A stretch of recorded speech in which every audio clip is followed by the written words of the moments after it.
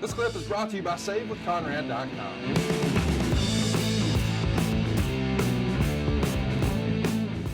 So the talk of the Observer at the time was the reason for the Black Scorpion is really just to give Sting a clean win in his first high profile title defense, because there's not a lot of mid-level heels that anyone believe has a chance to beat Sting, or that the company maybe wants to sacrifice.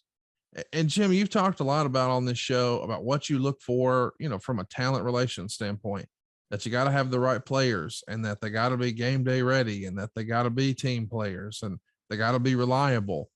It doesn't feel like in this era, WCW had a ton of those on the heel side that Sting could play with. Very frustrating. Very frustrating. We did not have the table set for Sting when he became champion. Simple as that. Simple as that. He hadn't been healthy long enough consistently to build any creditable momentum. But still, he gets the blame for the house shows being down and so forth and so on. It was the company's loss. The company's dropped that ball. And you always got to have some depth. That's the one beautiful thing I'll say about the two big companies today, AEW and WWE. They got depth. They got bodies. They got a huge cast that they can draw from. And we didn't have that, man. And you'd think, wow, how could a company that big and that much money not have it? Well, we discussed those reasons. Leadership, turmoil, lack of trust, everything you don't want to deal with in a pro wrestling company with guys that are insecure and a little paranoid.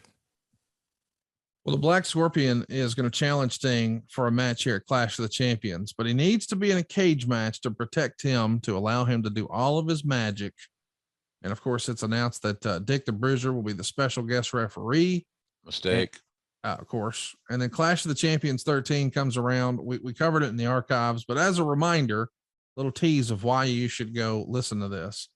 The Black Scorpion spins a man's head around, and there's a tiger there. Yes, this is real. This is WCW in 1990. And it's announced that Starrcade is once again going to be Sting versus the Black Scorpion. This time it's a cage match. It's title versus mask. And around this same time, we stopped calling Sting the NWA World Heavyweight Champion, or just the World Champion.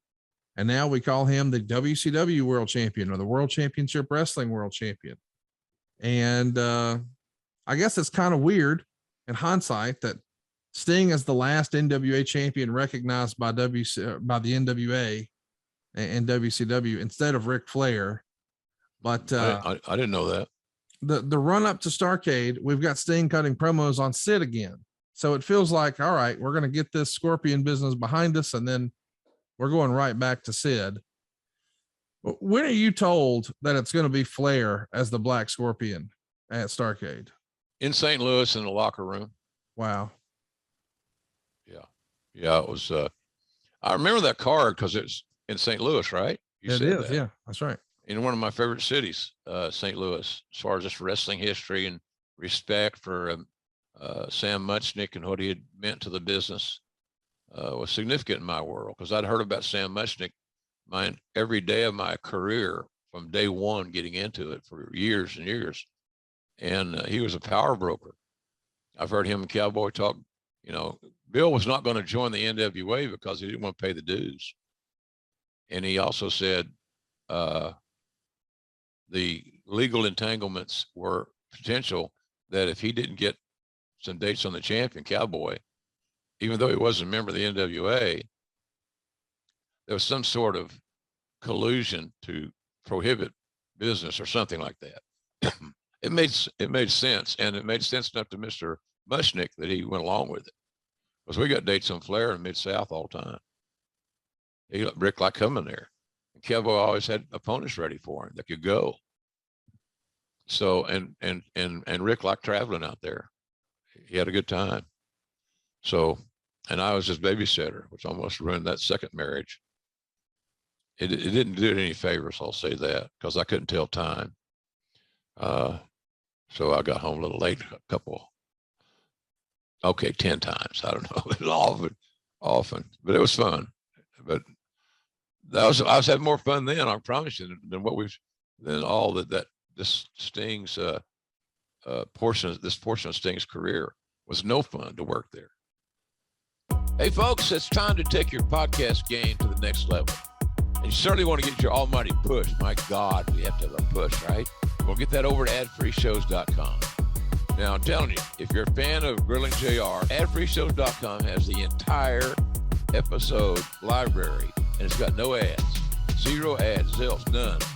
Ad-free and on video starting at just $9. Did you hear what I said? $9. You spend more than that at Starbucks, for God's sakes. 2 mornings. But that's not all, folks. We got tons of bonus content, including my after-hours roundtable, where drinking was involved with Eric and Tony. You simply will not find a better value in all of wrestling. Hey, look, don't make me go red ass, because by God, you know I will. Hurry over to adfreeshows.com right now and sign up. And I thank you.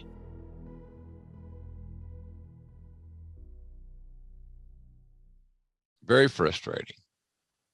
And I know what Shivani would say. Was he there then? Yeah, he came back for this. He came was back. by RoboCop. Yeah. Okay, well, how about that? Yeah, he left Hulk Hogan and the Ultimate Warrior to come back for RoboCop and immediately regretted it. Yeah, we all regretted it. We didn't even regret Tony coming back. We just regretted what we were trying to call, because they dropped those things in your lap, expecting you as a broadcaster to make some sense out of it, and at least get by without it being too ridiculous. But that was challenging to do when people's heads are swiveling and there's wild animals being processed and all that stuff, man. So it was not good. It was not good, Conrad. You know, I take a lot of pride in what I do. I'm a lot better at doing wrestling than I am at gimmicks. I'll say that admittedly, but we were short on wrestling, and we had guys on the roster that could damn sure wrestle. Were they as good as they were back in their primes? Nope. But they could still go out and give you 7 or 8 minutes of quality time, and you move on. And you notice some of those match times we discussed here with Sting, unless it was Nate's, 10, 12 minutes. And that's plenty. Good story, 10, 12 minutes that worked just fine. So, but that's wasn't the perception of what we were doing. Here's another one.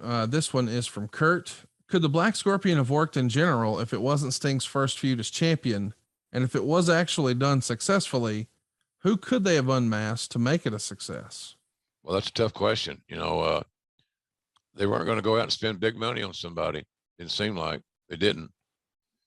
We rebooted Nate in that role, as we've been discussing. So I don't know that we had anybody on our roster that could have made the impact as the Black Scorpion as what we did.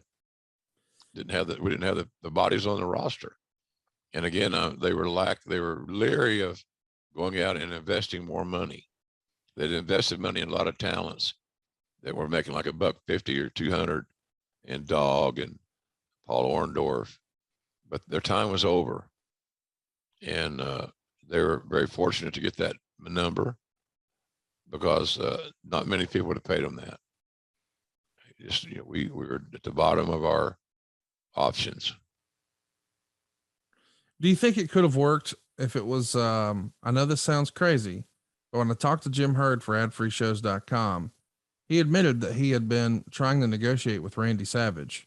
Would that have worked if he unmasked and, oh my gosh, it's the Macho Man? Of course. Absolutely. It'd been phenomenal. But I don't know how close Randy was in leaving Vince. We know he eventually would, but Randy was doing a pretty good job, making some good money there during that run, and Vince loved him, and that's what Randy needed a lot. Randy needed a lot of love. To be honest with you, he needed to feel like he was cared for and meant something, because he was very insecure. And I think that's what Vince offered Randy. security. I'm your guy. Look what we've done together so far. That group down there is crazy. And he could give about 10 illustrations a week about how crazy we were.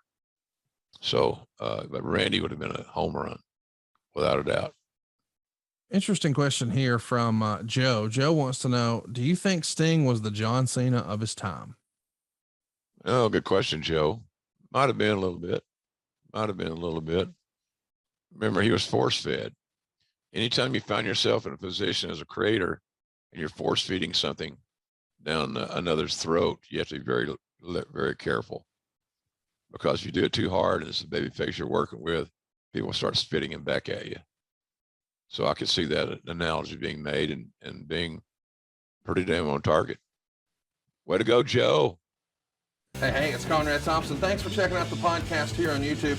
Be sure to hit the subscribe button and the notifications bell so you get a notice anytime we upload some new content. And go save yourself some money right now. If you're in a 30-year loan or you have credit card debt, it's not a matter of if I can save you money. It's a matter of how much. Find out right now for free at savewithconrad.com.